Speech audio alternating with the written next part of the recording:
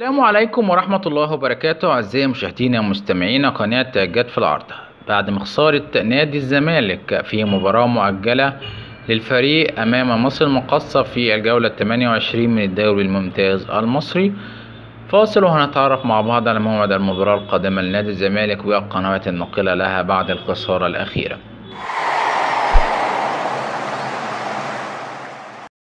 سوف يلتقي نادي الزمالك مع نادي الاتحاد السكندري، وذلك يوم الخميس 12/4/2018 الساعة 8 بتوقيت القاهرة، وذلك يوم الخميس.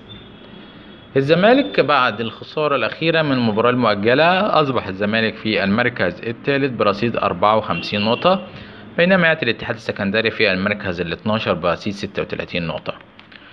في النهاية لو الفيديو عجبكم نتمنى منكم تعملنا لايك وشير للفيديو وتعملنا اشتراك على القناة، والسلام عليكم ورحمة الله وبركاته.